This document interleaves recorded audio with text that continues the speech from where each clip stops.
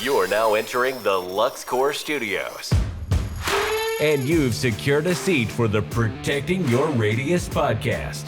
Here, we build connections from your contracting profession to some of the top bleeding edge products and services. Don't get deterred. Let's not delay. Here is your host, Nathan Downs. Hey, what's up, everybody? Welcome to another episode of the Protecting Your Radius podcast.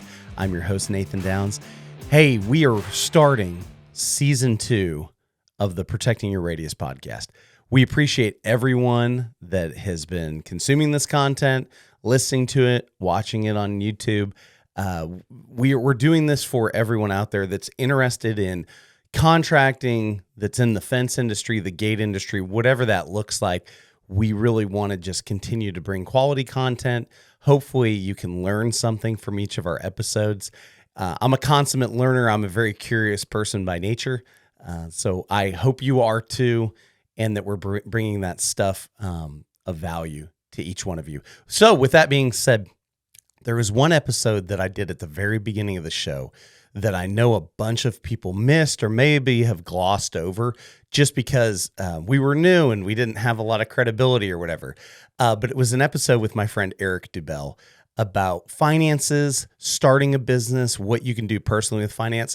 And I think that's so important because the success that we've had at our company in its short life, basically, really goes back to sound financial advice from people in my life like Eric, but specifically just having someone in your corner to coach you through things, to help you through things, answer questions, and knowing that we don't have to have all the answers, no matter what it is in each part of our businesses, in each part of our jobs, whatever that looks like. So the conversation with Eric is super rich. I hope you guys can take this in again. If you haven't listened to it, you'll really enjoy some of the information and the knowledge bombs that he drops.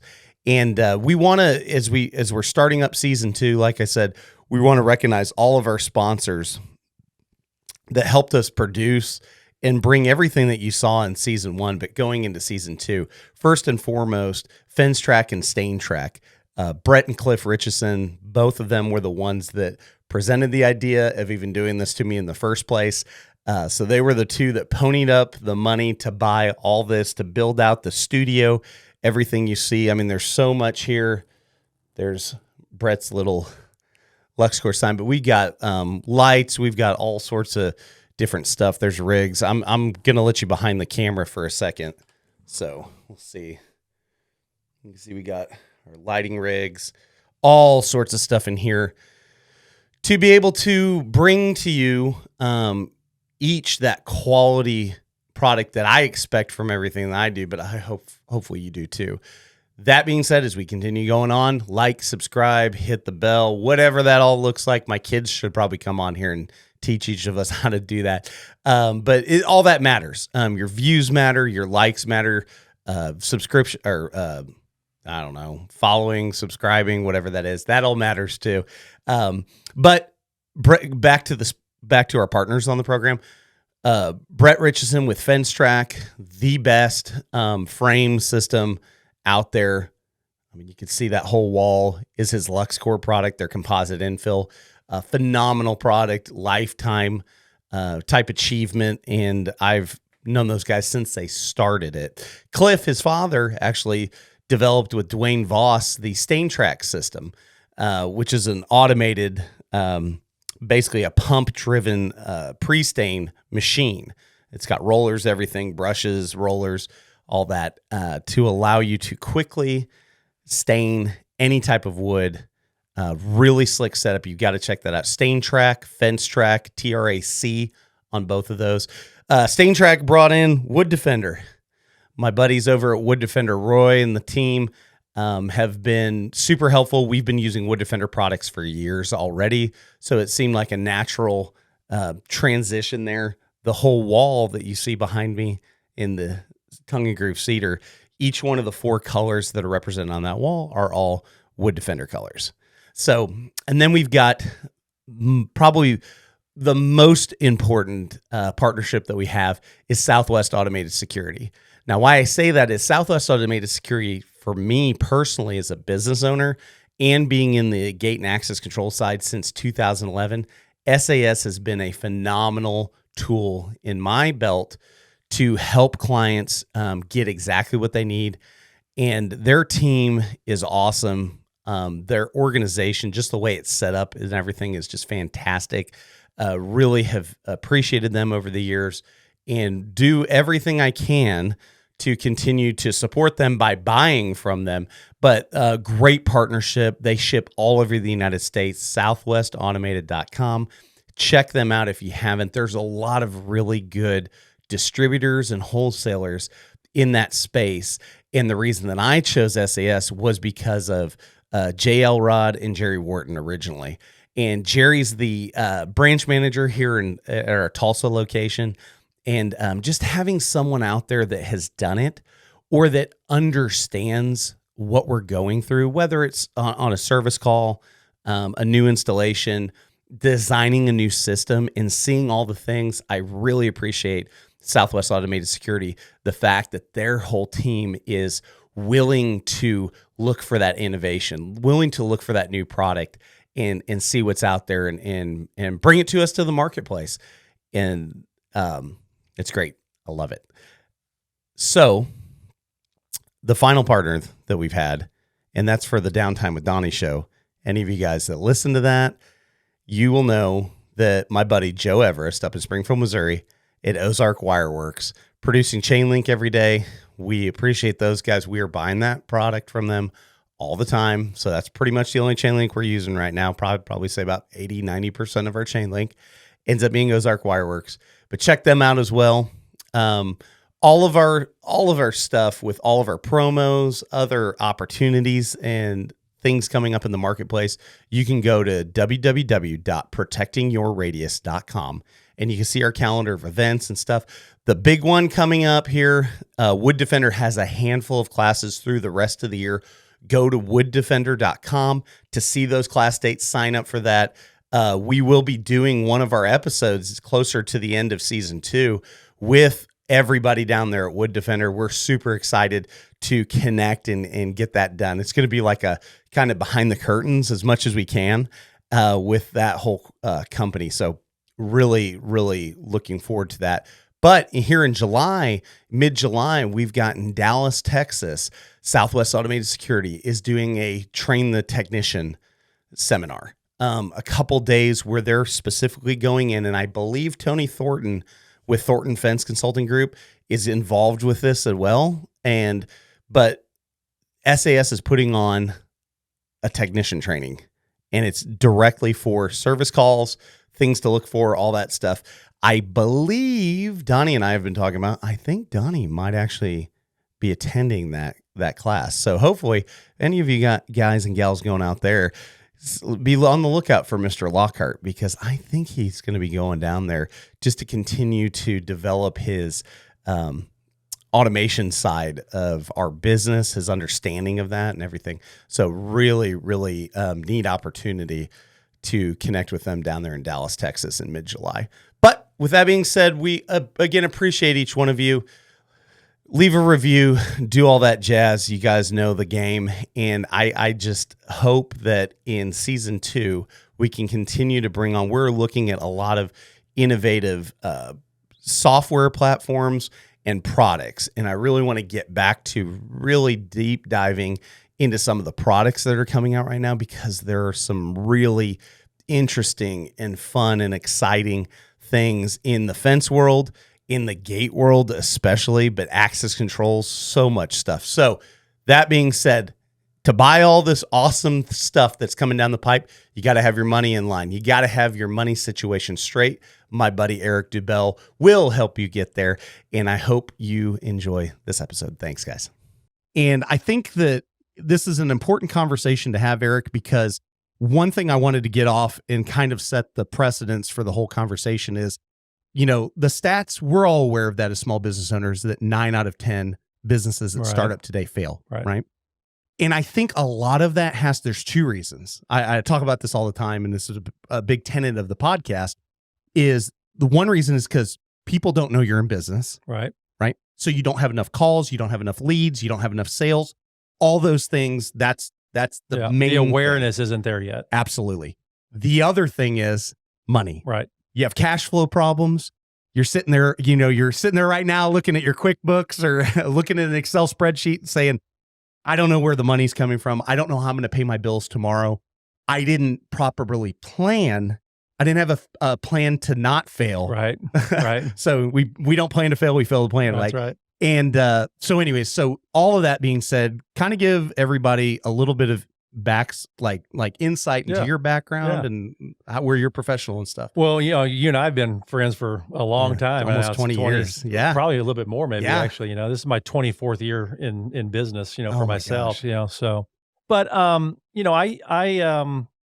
I think I probably like a lot of your listeners, I've always been entrepreneurial. And so, I didn't know what that meant early, but once I figured this is what I wanted to do and own a business and own my time, I had to do the same thing. I had to learn how to, get my name out there and get the word out and to understand how to manage the business and money and people and all that kind of stuff. Right. So, but 24 years of doing this, Nathan. And, I think the biggest part I love, and one of the reasons I love being asked to do this, is the education piece. Sure. Nobody knows anything until they know. Right. And so, and then sometimes when you learn it, you're like, wow, that's common sense. Well, it is common sense if someone tells you. Sure. But, public school doesn't do a good job of probably educating us on real life matters. How do you buy a home? How do you start a business? How do you pay your taxes? How do you manage your money? I mean, it's not, And so that's where I come in, I think, is I've learned and I've loved to be able to educate people on all things money, right? Personal, business, retirement, investments, all that kind of stuff. Yeah. And that's how we met. I worked in your organization 20 years ago. Right. And thinking of that, like I was a young 20-something-year-old that didn't know nothing about nothing with any of this stuff. And all the things that I learned over that time was specifically for where we're at today. Right. Having a successful business as fast as we grow and understanding all those financial pieces, which is why I wanted to do an episode specifically about this stuff for you guys, because professionals are the ones watching this and consuming this content, Eric. So let's kind of start and kind of back up there and look at, like, what does it mean to, I don't know, have a financial plan, like for your business, like what, kind of break that down for us. I think a good illustration that I think you guys will get is building a house. If you're going to build a structure, a house or anything, you start with the foundation, right? And then you kind of move up, right? Yep. And so if a great financial plan, it starts with the foundation of a few different things, right? It's typically insurance in products, you could look at life, auto, home, commercial, business, umbrella policies, things like that, right? And then maybe some legal protection. We do a little bit of that for our clients, but things like that. We've even got into ID theft, recently. And then it kind of goes from there into, eliminating your debt, right? Keeping that in check, right? And personal debt and business debt's a little bit different, but still no debt is kind of the goal at some point, It's better. And then, and then investments and planning for the future, and which is kind of what would be the roof of the house, so to speak. So that's kind of the idea behind it, and you got to do it in a certain order, because if you get out of order, then the structure crumbles because maybe you missed a step or whatever, Yeah. And so that's kind of an illustration of what that looks like. And we can dive a little deeper into each one, but that's the idea and the structure of a personal financial plan, a business financial plan, right? You gotta have something on paper, in writing, a structure that you're following, or winging it doesn't work. Right. Yeah. Same way in business and at home. Sure. Right. Like having both of those. So break that, like, Eric, go into a little bit about that as far as like, what have you seen? Because you've been super successful over all the years you've been in business, and which is one of the reasons you're here, right? And what do you think is the big disconnect from maybe for people that haven't ever seen this stuff, or these are going to be new concepts and things we're talking about here? I think keeping it simple, first of all, and understanding and having the eagerness to learn, right? And not just being even with us sitting here today, just accepting what you're hearing blindly, right? Which I think a lot of people do, Sure. Understand it and trust and relationship and all that kind of stuff that you and I have. But let's take life insurance as an example, just because that's a big misnomer. People, they hear it and then they kind of like shut down or they don't even know. Let's talk about the purpose of it. If I were to ask someone like you, and I know you already know the answer, right? But if I was just to ask the average person on the street, hey, what's the purpose of life insurance? And we can engage in a conversation. Mm-hmm. What do you think their answer would be? To get paid if I die or something? Yeah, just probably leave something to somebody. Right, yeah. That's really not the case. It's somewhat. And so let's break it down in a simpler format. You have auto insurance, don't you? Of course. Okay. If you got in a car accident, what does the auto insurance you have replace? Well, it depends on your policy, I guess. Yeah, right? but it would replace your vehicle. The vehicle, sure. If you had a house and you had a tornado or a flood, it would replace the house or your contents. Mm-hmm. People have cell phone insurance. Why? Right. They drop it in the street or they drop it in the kid breaks. Swimming pool. Crazy. It replaces their phone. Sure. So what does life insurance replace? Because it doesn't replace the person. It replaces their income that they were making for the people left behind. Okay. So that's the biggest misnomer. Some people are told it's an investment. It's not an investment, right? There's investments or investments, but life insurance is not an investment. It's to replace the income that you left behind to a spouse, children, or whoever you're taking care of. Yeah. People all the time say, well, I don't have a spouse and I don't have kids. And so I would say, well, if your income went away, who's going to be left holding the bag? Yeah. Nobody. Well, then you don't need it. Yeah. Right. Now, if you think maybe in the future you're going to get married or in the future you're going to have kids, there's a thing you could say. I can make a case where, well, let's get it while you're young, healthy, and lock it in. But you wouldn't need very much. Mm-hmm. But once someone has those things in place and people are depending on your income, you have to protect that income from people, which is why people need about 10 times what they make, right? Gotcha. Let's say someone makes $100,000 a year, or fitness just as a round number. Sure. Well, how are you going to replace $100,000 for someone, especially if a business or whatever? Well, if you had $1 million policy, right? People are like, oh my gosh, that's $1 million. No. Why would you have $1 million? Because that could be invested and that could produce $100,000 a year for the surviving person or people without having to tip into the principal. Sure. And then it's always going to be there. Gotcha. Most people think, oh, I'm going to pay off the house and I'll be fine. Well, then you don't have any money. Yeah. It's not always the case. Yeah.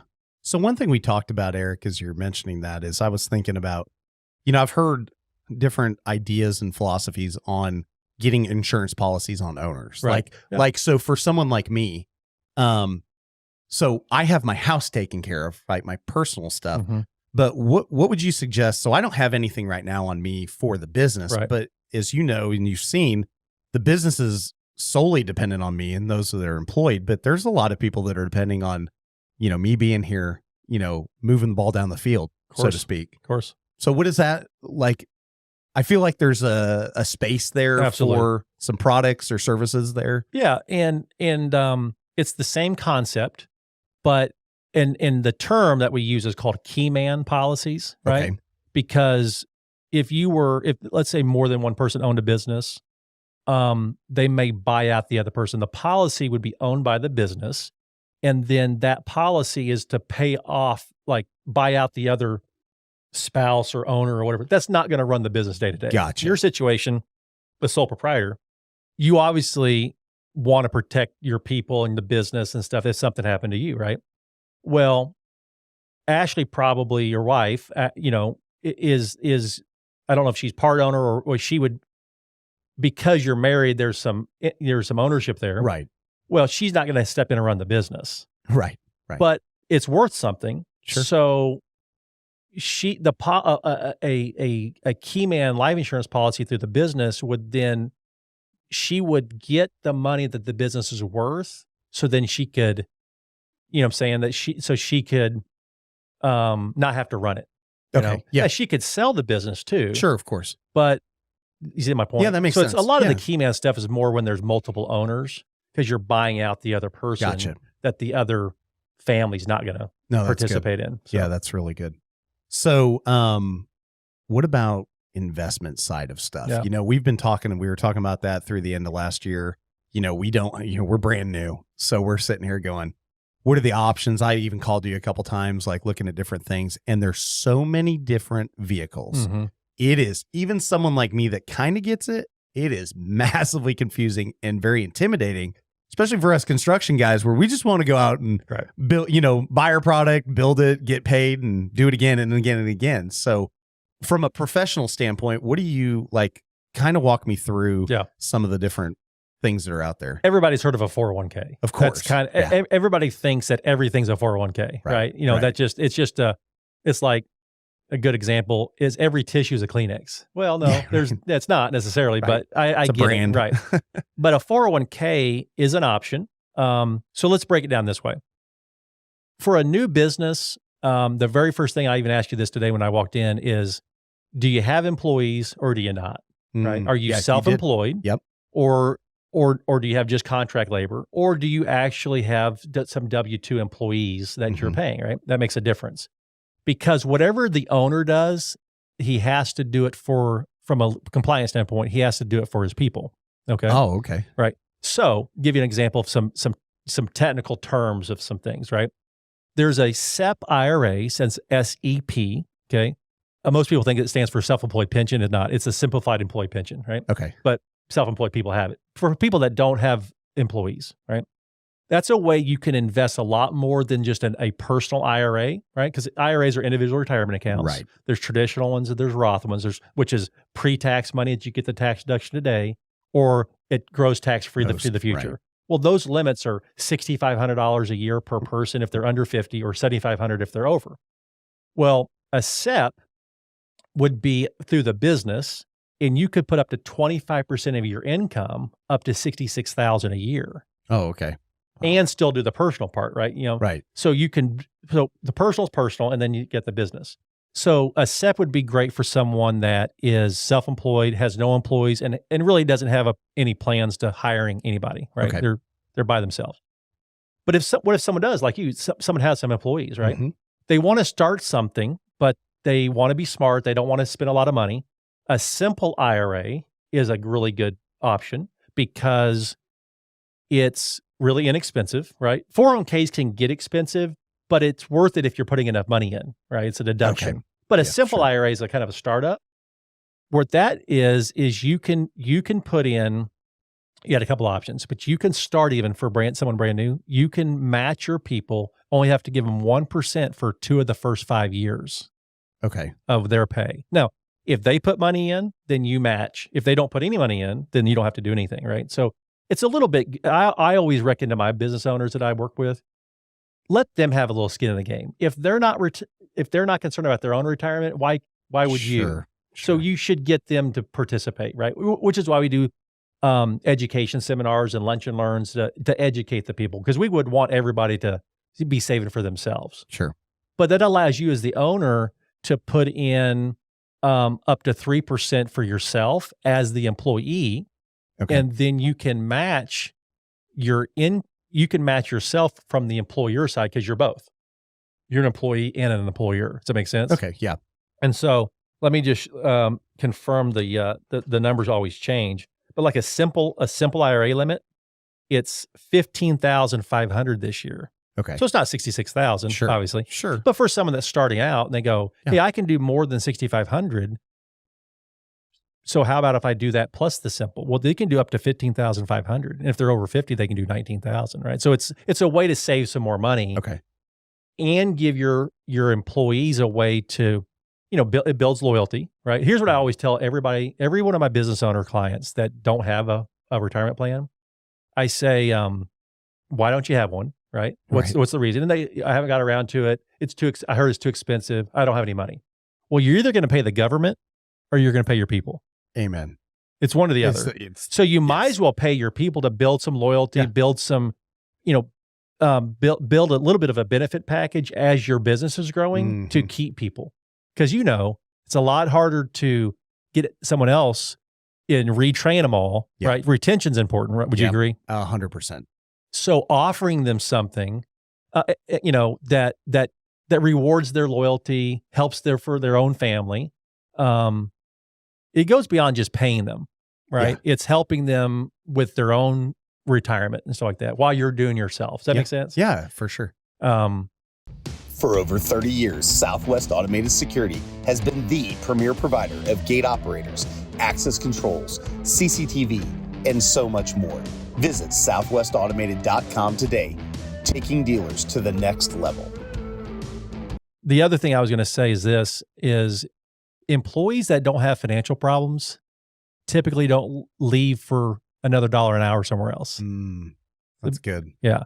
So provide an environment where they don't need to be looking for other, more better paying jobs. Yeah. Because you're taken care of. Yeah, absolutely.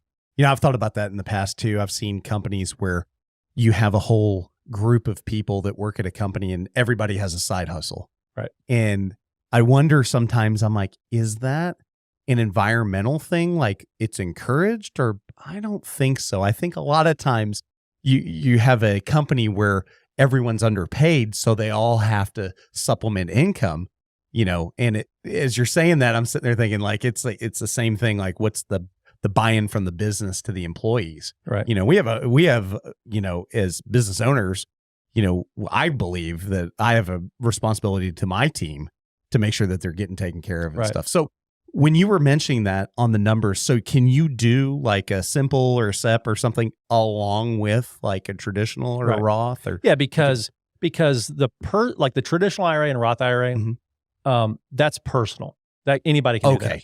Got it. And then the business, it's just like if you had a job and you had a 401k to work and a personal. Got it. Okay. Which brings to this, right? You can have a 401k as a business as well. Let's say you have your business is growing, and as the owner, you really want to max out your retirement. Either you're playing catch up or you're making quite a bit of money. And you're like, I need a bigger tax deduction. Yeah. I got all this cash flow. So a 401k would be good. And you can create with that, there's a lot more options, right? Okay. Because you can set up vesting schedules. So you can reward the people that last, that you're going to match your employees what they put in, right? But if they leave within the first 5 years, you may not want to give them all your match. So you can do a 3-year vesting, a 5-year vesting, which just in layman's terms is if let's say you work for me, all right, and you've been with me for 3 years and I'm matching, but I have a 5-year vesting schedule, you may only get 60% of my money. You get all your money. Yeah. But you only get 60% of my match because you didn't stay as long as we thought you would, right? Sure. Which I think is fair. Yeah.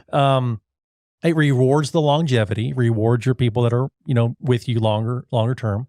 And then let's say that you're in a situation kind of like the SEP IRA, that you're making a lot of money, but you want some other features, like you want maybe a loan feature, which I don't recommend doing, but you know how small businesses, are, and business, sometimes that's a necessary thing. Mm-hmm. Well, a solo 401k, they're called solo Ks, give you some 401k options, but that the SEP doesn't, right? Oh, okay. And let's say this, I'll give you another example. Why is the Roth IRA so good? I know but it's like, would you rather pay taxes on just what you put in and have all the earnings for the rest of your life grow tax-free, which you never pay taxes on? Or do you want to pay taxes on all the money and defer it until, save the money now, save the tax money now, right, and defer it down the road, right? And there's not a right answer, but the Roth IRA is pretty impressive. Sure. Right? Yeah. I ask people all the time, are taxes going to go up in the future to pay off all the money we printed? Right. Or down? It's probably going up. Probably going up. So Feels like having it's going up. tax-free money would be important. Well, a solo K, you can do a Roth 401k option inside of it and get all that tax-free. And you could do a split. You could do a little bit in the traditional 401k and a little bit in the Roth 401k. A SEP, you can't do that. Does that make sense? Yeah. So you've got some additional options with the 401k, but those are kind of the basics. Simple IRA for business at less than 100 employees. I didn't mention that earlier, but less than 100 employees, kind of starting off, want to do something's better than nothing, but they can't do a bunch, right? A SEP would be good for someone self-employed. A 401k would be for a bigger company or people that want to, invest more money. Okay. Is a 401k capped? Same. It's so the 401k is the same. So here's the numbers on that. It went up this year. So 22,500 is what you can put in, personally, for as an employee. Okay. Okay. And then when you add in the match, then you can do up to 66,000, kind of like the SEP, Gotcha. right? So as a business owner, right? Yeah. But if you're over 50, right? The IRS, the government, I guess you could say, they know that Social Security is not going to be the thing people need to count on. So they're enticing us by raising these limits to, hey, take care of yourself. Like has that as a supplement. Social Security was never meant to be the only thing, right? And so if you're over 50, you can do 30,000 a year in a 401k as an employee. Okay. And then obviously that'd be 73,500 as a business owner. Does that make sense? So those are the limits. And they change. They don't change every year, but they're starting to go up every couple years because the IRS and the government just realizes, hey, we got to put some power back into the people's hands to save their own money, right? And not depend on us. Yeah, that makes sense. So what do you think, I was thinking, what do you think is one of the most important things to do with reducing debts, either in the business or personally? Like, what are some things that, from all your years of experience, what are things that you've seen, like areas where people have made mistakes, without getting into like, you're not making recommendations, but where people have gotten caught up in like, oh, I spent my money here and I shouldn't have done that, or whatever. See it all the time. And I think it's not just employees that start making some money, that they spend it too early, right? They're not financially bulletproof yet. So they go buy a house that they probably shouldn't have bought. They buy some cars they shouldn't have bought, right? The level of patience in our country is at an all-time low, right? We're like, now we want it now. I mean, and that's just the culture perpetuates that, right? Social media, everything's the faster the better, right?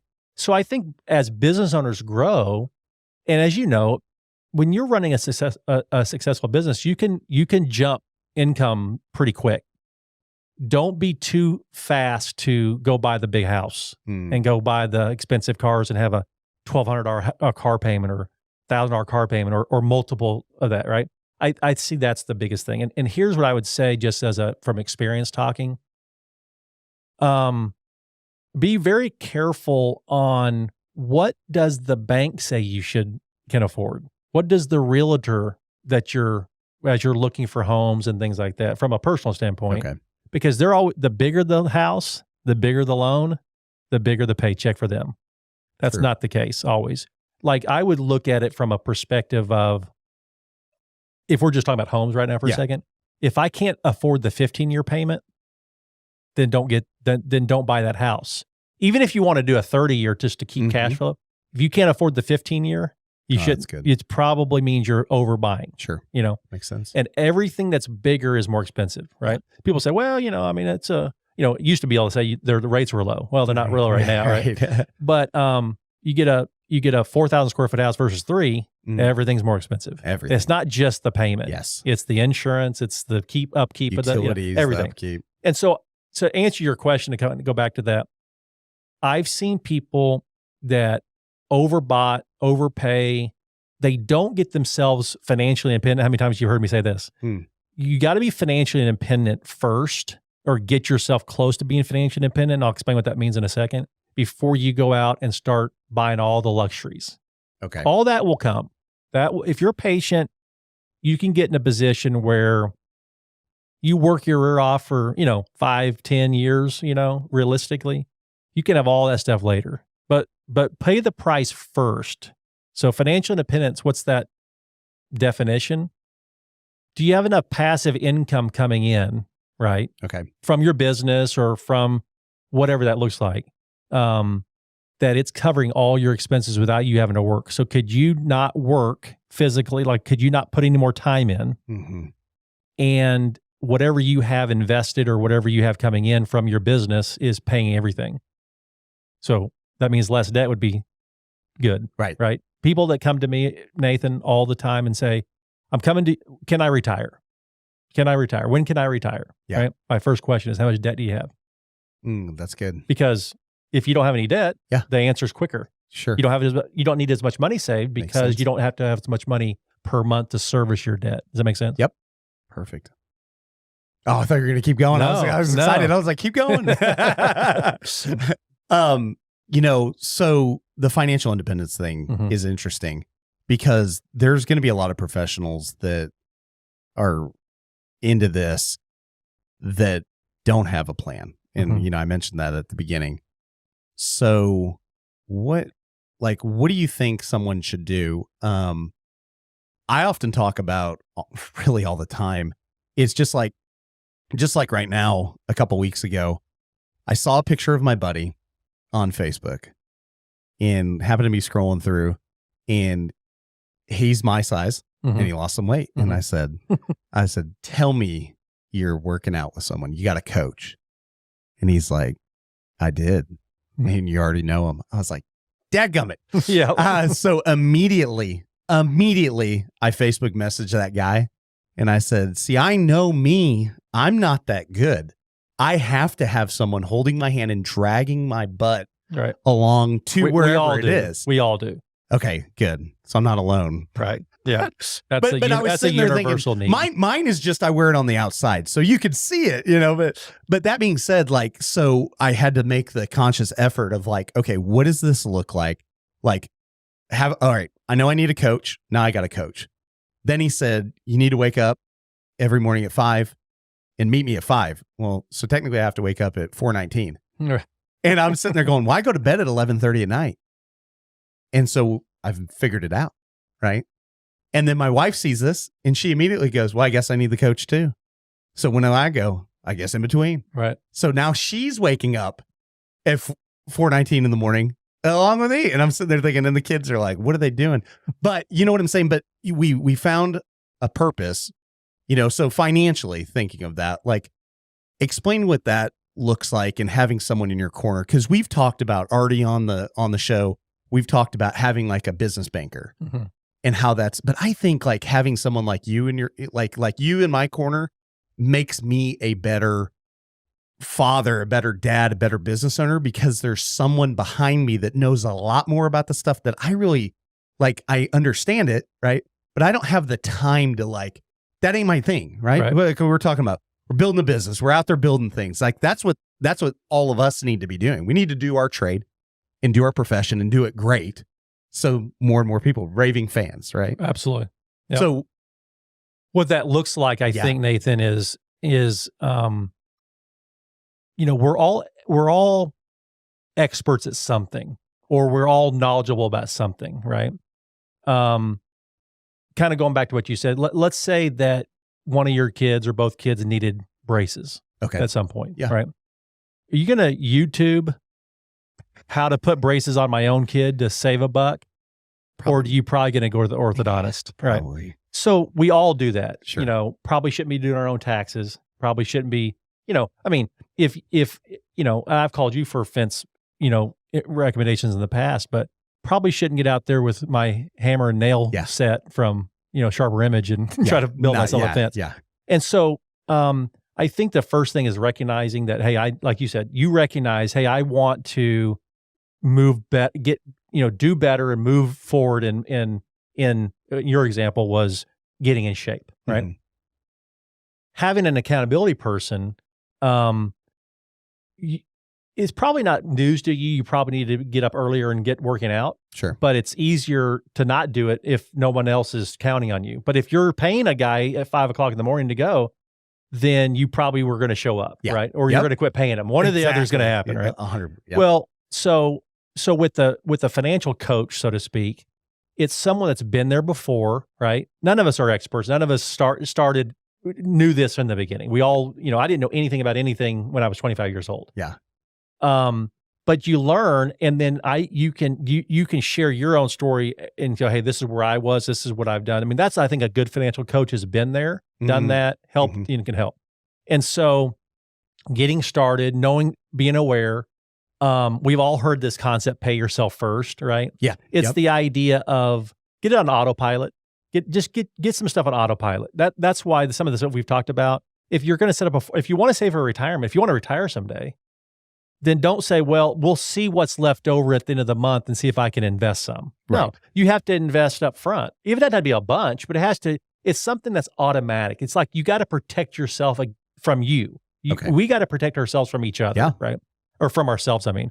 And so by paying yourself first and getting your financial world and get your financial house in order, by putting everything on autopilot, then you can't really screw it up as long as you have money in the account that it's coming from. Sure. I call it the financial independence account, right? It may not be your own personal checking account. What if it's a financial independence checking account that as long as there's money in that, it's funding everything you need. It's funding all the stuff that you That's a slick idea. Yes. Yeah. And so I think that's a big part of it, right? Regular checkups, you know, how are you doing, right?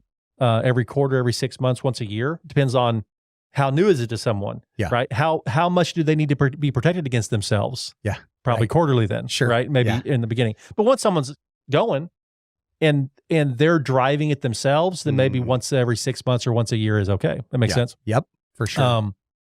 So I think that's the big piece of it, right? Is getting on track and making sure that you don't own the wrong financial products because someone is worried more about what they get paid because of it. It's all over the place, right?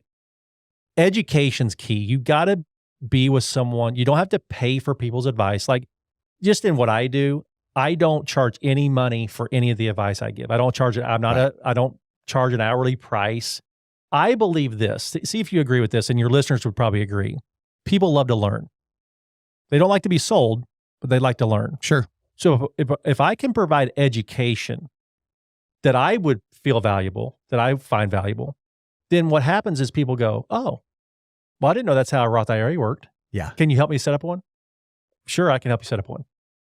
Because they realize the need for it versus me saying, okay, here's all the things you should do. Pay me $1,000 for all my advice and then good luck go getting it all set up.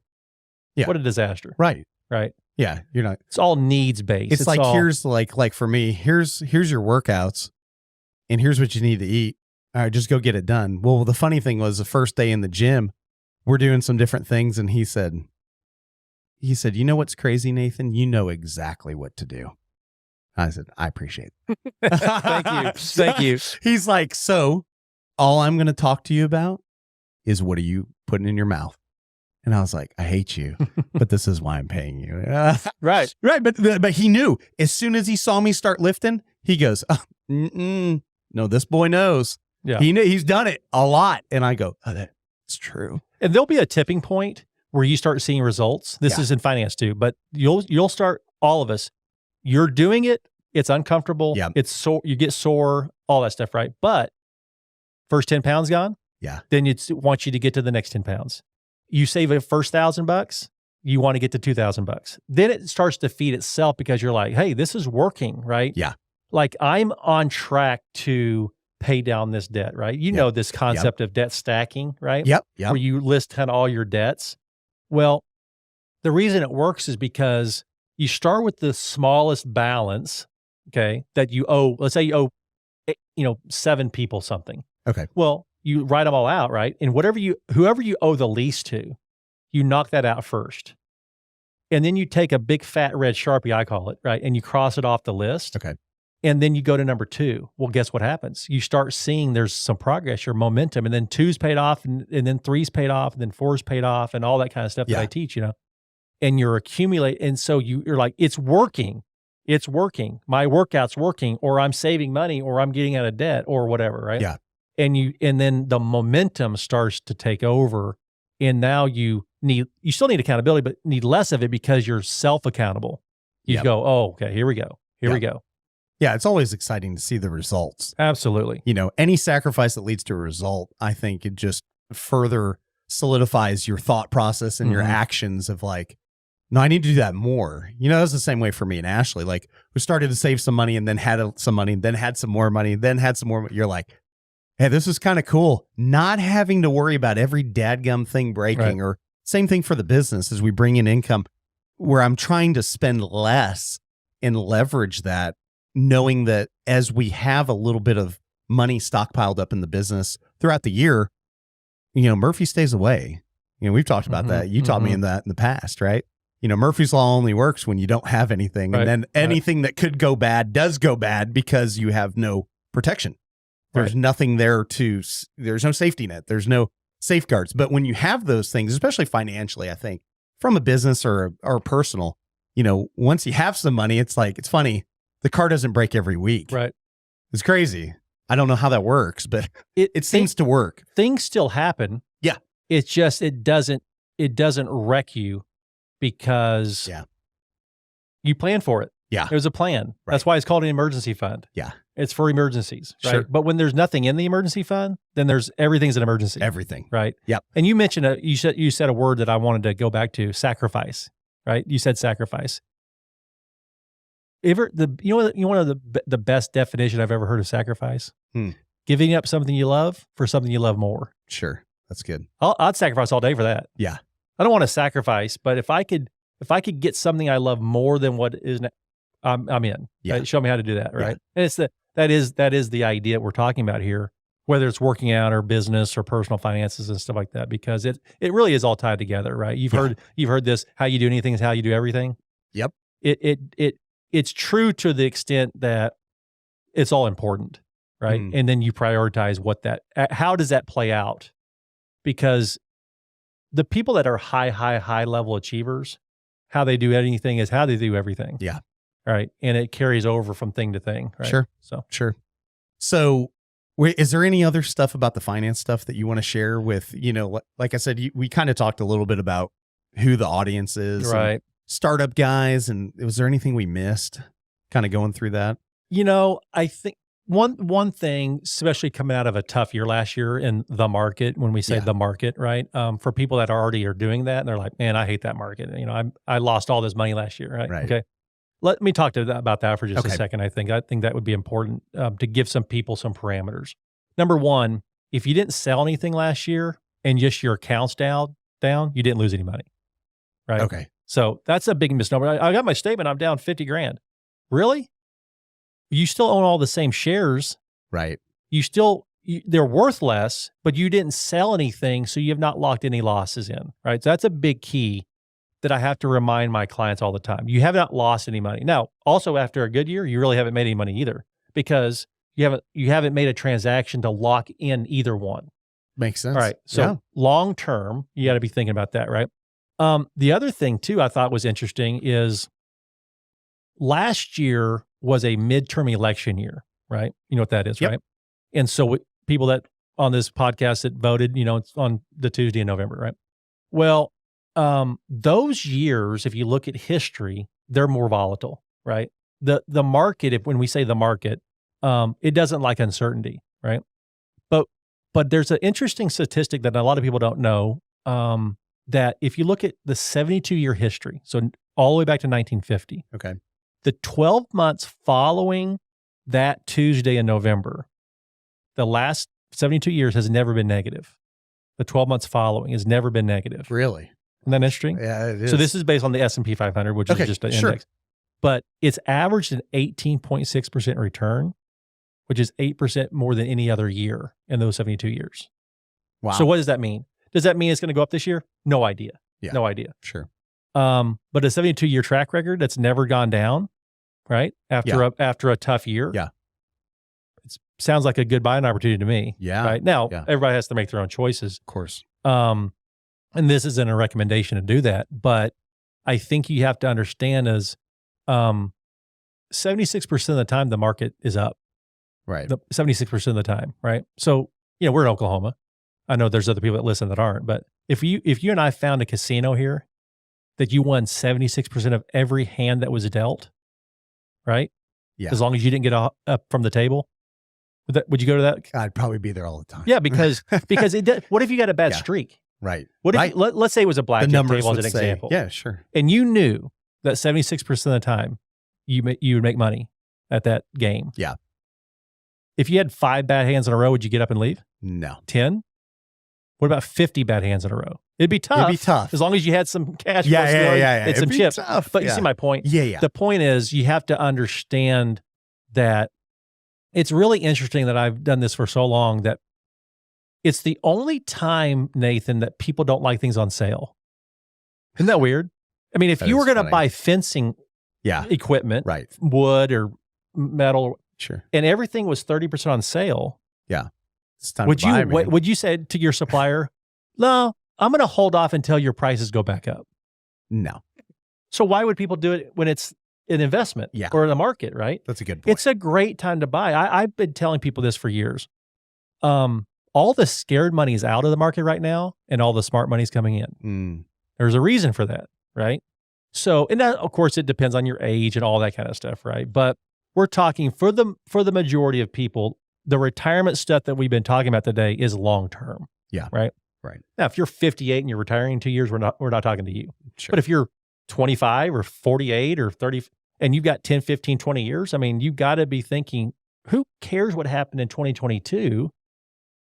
In the big scheme of things, maybe I should have been adding more money when it's on sale versus freaking out about the perceived balance that is on paper gone down since last year. Does that make sense? Yeah, for sure. So 100%. I think that's something to be aware of, that, and most people don't look at, they've just never been taught. They just don't, they don't know. Right. So they're very risk adverse. And they're scared because nobody's ever educated them, right? And in about 5 minutes, I say these things to people, and they go, "Well, that makes sense. Yeah, nobody's ever told me that before." Right. That's why you need to know it, right? Yeah, exactly. So exactly, and that's why you're on the podcast. Yeah, to teach some people some stuff that we haven't heard before. And I think one thing that you'd asked me to mention that I didn't want to forget is, I'm an avid reader, avid reader, right? And even to the point where, let me share this story about Landon real quick, because I know you know the story. So my boys are 16 and 14. Well, when my oldest turned 15, I said to him, "Would you like a car when you're 16?" He said, "Of course," right? Well, they're athletes, so they don't work outside. Now, he does have a job, but they don't work enough with school and sports and all that stuff, right, to really probably save up enough money for a vehicle. And just in our situation, everybody's different. And I said, but what could he do that would help him in the future, right? Well, I just know what reading books have meant to me, right? And today that's some audible or podcast or whatever, but just learning, right? Getting outside of yourself and getting information, which is obviously what we're trying to provide here on your podcast. And so I said, here's a list of books, and I'm going to pay you X amount of dollars for every book. So you can read none of them and not have anything. You could read a few and get a bicycle, or you could put together a plan of what kind of car do you want, right? Within reason. Yeah. Right. Yeah. Now, whenever you'll think this is funny. As soon as I told him this, he goes, he thought for a second, he goes, "So you're saying I could have a Lamborghini?"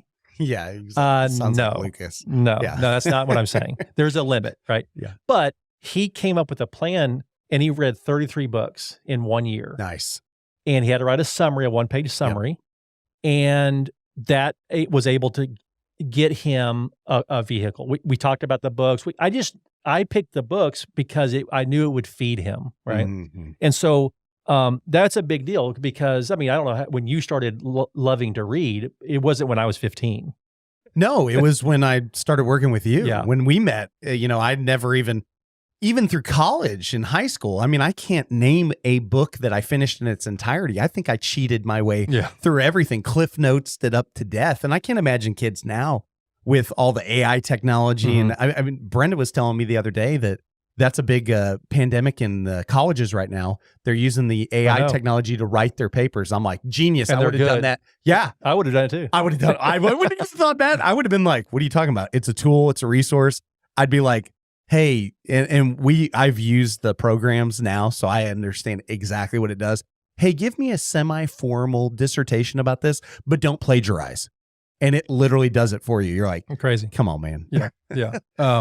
I just didn't understand the value of reading and growing myself. So here's a couple of books I just wanted to throw out there. That just three. I mean, there's a bunch, but Atomic Habits. Yeah, great book. Is amazing. Amazing book. Good to Great. Good to Great. Classic. Yep. And Rich Dad, Poor Dad is a concept book. It's a book of how do you go from thinking like an employee to thinking like an owner, right? Robert Kiyosaki wrote this book, and Collins wrote Good to Great, and then Atomic Habits was, I can't think off the top of my head right now. Anyway. Yeah. He's the only one that wrote Atomic Habits. Yeah. But Rich Dad, Poor Dad is it's an old book. It's an older book, but it's a really, the concept behind it for people that are like, I've never heard of that book before. This gentleman had his his real father in life was highly educated, worked for the state of Hawaii, and believed that education was everything. Mm-hmm. And worked at a state job and made, I don't know, 6 figures, let's say $100,000. And his best friend's father, he was around all the time, dropped out of school in the 8th grade, which I'm not recommending that, but just he dropped out of school in the 8th grade, but he had businesses. And as he was growing up, he got the perspective from both fathers, okay? His rich dad and his poor dad. Yeah. And he wrote a whole book about it. And it's the mindset, it's the concept, it's the idea of what does an entrepreneurial spirit look like and feel like and sound like and stuff. It's just, and it's in a story format. So it's easy to read. Yep. It's my first book I recommend to anybody that I hire in my business or bring on board because I want them to start thinking differently, you know? So that's good, man. For what it's worth. That's good. I often, my favorite, so I read Rich Dad, Poor Dad first, but my favorite was the second one, which was actually one that Marshall referred over to me, which was The Traveler's Gift it's amazing. by Andy Andrews. Yeah. And it's still my favorite book of all time. Yeah, that's my favorite book of all time. Just because of the stories and like it sets up the tenet, like the 7 things that you need to do to live a productive, successful, and like just, you know, being better of yourself. I think that's the thing that I've always gotten from Andy, and getting to meet Andy a couple times. Right. I mean, what a stud. That guy is a freaking, I just love that man because his heart for, you know, changing people, and especially for men, like, you know, but, you know, even the moms and dads and everyone in between, like that story is profound. Right. You know, I think that was, so what got me, Rich Dad, Poor Dad set up me for when I read Traveler's Gift, a very hard 23-year-old Nathan Downs that had no emotion, that didn't everything, is crying by the end of that book. Oh, yeah. Because once I got to step 7, I'm like, like all these things came back. Like I wondered, you know, when you have a childhood that you have, and, you know, and I had a rough go. We didn't have a lot of money. We didn't have all these things. And you start getting into it and you see that there's a hope. And when it's put in a story form like that, like a parable so much, that it really like gave me as a young man, like some expectations for the future. And then having older people, you know, guys in my life that were coaching into me about, you know, like business and all the things that we've talked about over the years. You know, it's, you guys need to read. If you don't read, I mean, Audible is like you said, Audible and podcasts, you know, this is why I love this platform. This is one of the reasons I wanted to get into it. I have been avid, man, into podcasts for like the last 6 years. Me too. And I love all sorts of weird podcasts. I don't do the story podcasts like a lot of people. They're like, you need to get in the murder mystery. And I'm like, no, I want to learn something. Like I love the Joe Rogans. I love people that think outside the box, that challenge the status quo. Right. And want to deep dive into that. You know, Jocko Willink has one of my favorite podcasts. And Jocko is, you know, freaking Navy SEAL, man, you know, and doing his thing. But man, he's so smart. And he has so much passion to make other people better. And that's what we're trying to do here with, you know, trade professionals. Right. It's like, whether they're in defense, gates, you know, electricians, plumbers, you know, it doesn't matter. They, you know, put roofs on houses and buildings. You know, we want to feed back into and just give some different perspective and challenge people's thought processes. Yeah, add value. Just add value. And the thing that's cool about podcasts, Audible, and all that stuff, right, is you can do it while you're doing other things. Yes. I mean, there is part of our subconscious is getting it, even though we may be doing something else. There's some things you have to really pay attention to, but something's better than nothing, like we've been talking about, right? Yeah. So that's the nice thing is you can do it in bite sizes. You know, before podcasts and Audible even existed, what did I always tell you? 10 pages a day. Yeah, 10 pages a day. 10 pages a day. Yep. You read a 300-page book a month, right, or 2 books a month based on 100. And so, I mean, what would that do for people if they just read or listened to the podcast for 10 minutes on their drive in or 20 minutes or whatever? Yep. While there's nothing else to do. Yeah. Right. I'm not saying no radio, but I'm saying no radio. Yeah. Right. If you're not where you want to be financially or business wise or personally, maybe listening to something that provides value and insight and common sense and challenges you and all that stuff, right, would be better than just entertainment. So for sure, I've had a lot of people over the years ask me, they like hear me talk about all sorts of different stuff. Right. Really the sales thing, that's, my bread and butter, right? And they'll come back and ask me like, how did you get good at sales? I'm like, it's funny. This guy is the reason. One of the main reasons, but it was because of you guys were giving me CDs, and I had the whole set of like Brian Tracy's, had like John Hopkins and Tom all these Hopkins. different, John Hopkins. Now, Tom. John is Yeah, he's good John with cancer Yeah, research. how's he doing? Tom Hopkins. But they just provided all these thoughts and these processes and these workflows to like get into the psyche of like, how do you talk to someone, And even at Fence Tech here in the next month or so, when we're all going to be down in Oklahoma City for Fence Tech, I'm actually doing on one of the mornings in the education portion, I'm doing a whole thing on STAR. Oh, nice. Yeah. I love it. Yeah. So teaching all the guys Which is the out personality training. Yep. Right? Personality training. That's right. And so we're going to get into that and teach the guys, because there is so much, as you taught me, and we looked at it over the years, that is an integral part of how do you communicate with people? How do you connect with people? And that works in sales. Yeah. Right. How do you get someone to flip over to your side, so to speak, without actually doing it? Like just providing them real world solutions. That's what we do in construction. Like I hope everyone out there is encouraged, because being a professional means you're just problem solving. Like it doesn't mean we build a better fence and we may do that, and we try to do that, right?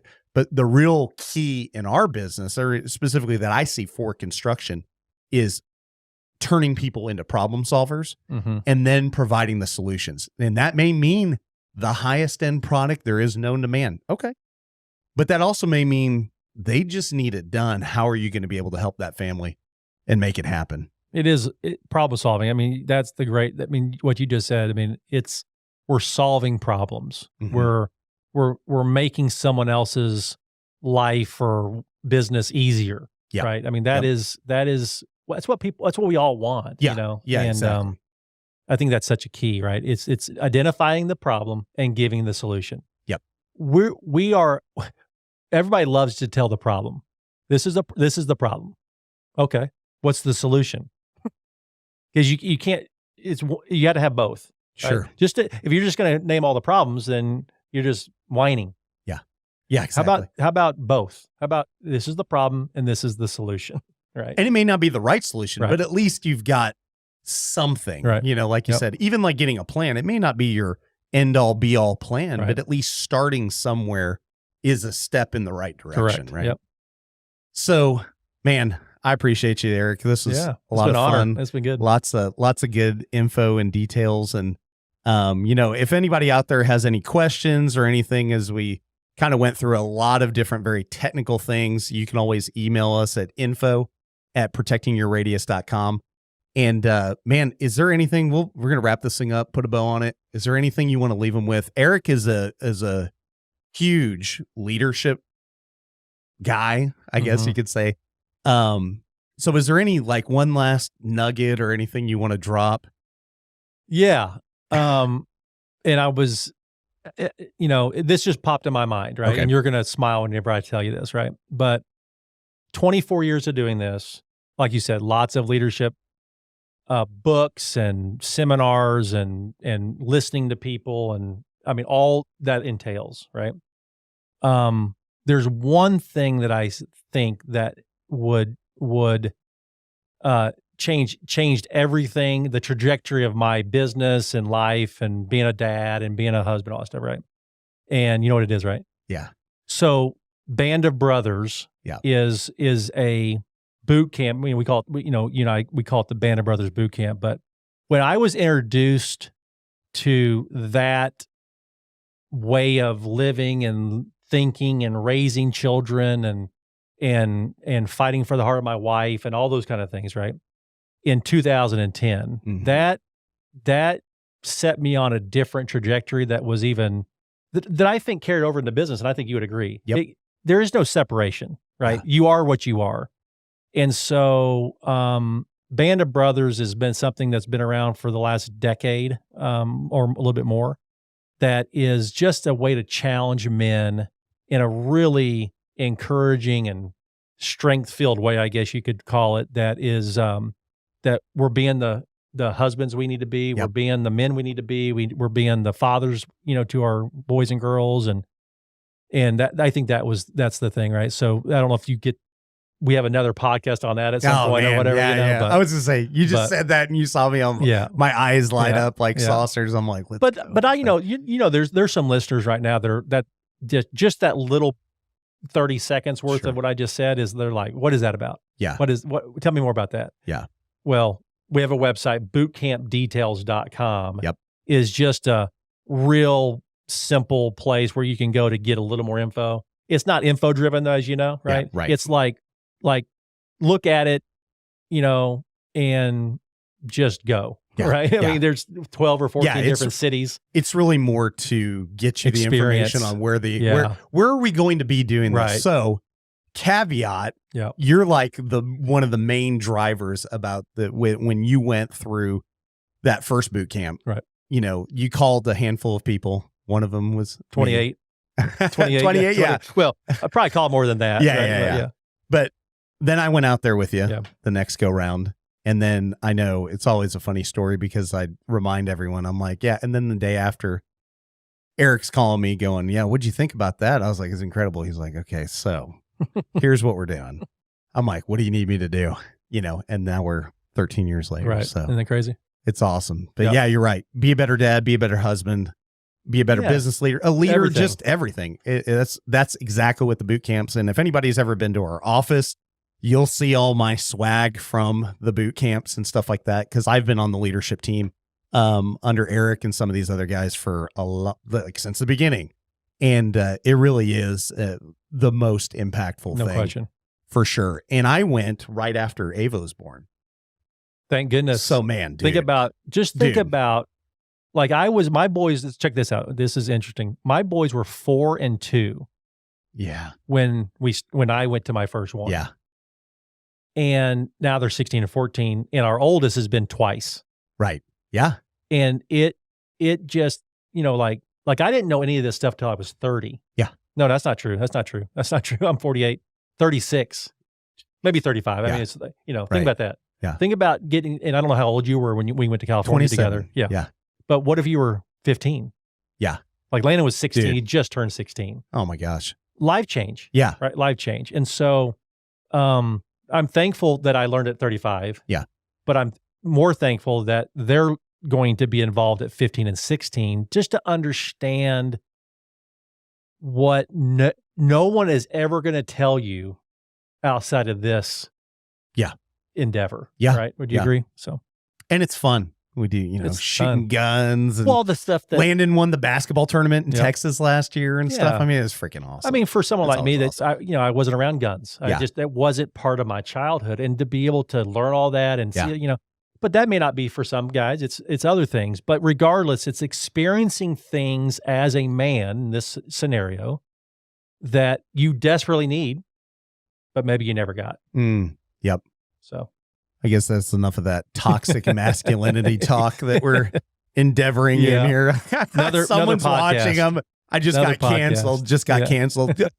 Getting off the airwaves. But I appreciate you having me. Absolutely. Thanks for coming out here. And of course, one thing I was going to mention, I know you've got a Facebook page where you share a lot of different concepts and stuff. What's that Facebook page? The Lost Millionaire Project. Okay. The Lost Millionaire Project. Awesome. I think that's just And if anybody else wants to reach out to you or anything like that, do you have Instagram, Twitter, Facebook? Yep. Twitter is just at Eric Dubbell. Okay. Instagram, I keep it really simple. Yeah. Right. Now nobody knows how to spell my name though, right? Well, so it's EricDubb, as in boy, ELL. Yeah. So 2 B's, 2 L's, right? But anyway, Facebook, Twitter, Instagram. I haven't gotten TikTok yet. I probably never will, but don't get on it. No. It's a spiral. Yeah, no, I'm not doing that. You'll get sucked into it. Not doing that. Ashley finally gave me it one time and she put it on my phone, or maybe it was Ava, and I was like, I'll check this thing out. An hour later, I go, nope, that of all the social media things, that was the one that got me. And I said, I literally got it off my phone. Now I put it back on my phone because we're going to be doing TikToks with this. Sure. So I'm sitting there thinking, it's a great way. Yeah, there's a great way to connect with people. But I'm sitting there going, God. I mean, I'm talking like I went an hour. holy crap. Yeah. I can't believe it did it. Yeah. Yeah. Like Instagram, nothing had ever gotten me like that. But the stupid TikTok, Yeah. I mean, it was unbelievable. But I guess also people could email you too, and then you could forward it on or whatever. Of course. Thing, you could message me and stuff like that. Yeah, So we're connected. yeah, we know each other. I know where he lives. Yeah. So You can find me. well, I appreciate you again coming on. Thank you. You guys, if again, any questions, any other thoughts or comments or whatever, hit us up. Visit the website as always for more details about some of our promotions and our sponsors, partners out there in the marketplace at protectingyourradius.com. And we will see you guys on the next episode. Peace. You've been listening to the Protecting Your Radius podcast from the LuxCore Studios in Bixby, Oklahoma. Thanks for sticking around, and connect with us and all of our partners at www.protectingyourradius.com. We want to thank our premier partners, LuxCore, the newest line of premium quality composite infill to slide into your fence track fence system. Frame your style today. Also, Stain Track, the world's first patented standalone stain machine.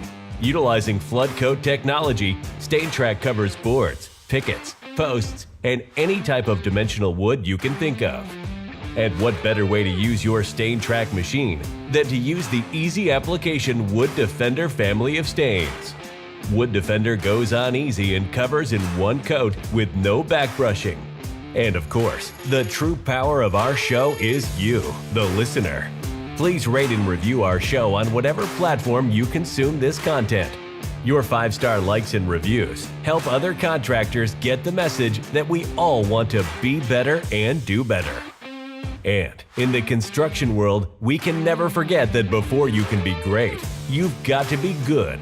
Before you can be good, you've got to be bad. But before you can even be bad, you've got to try.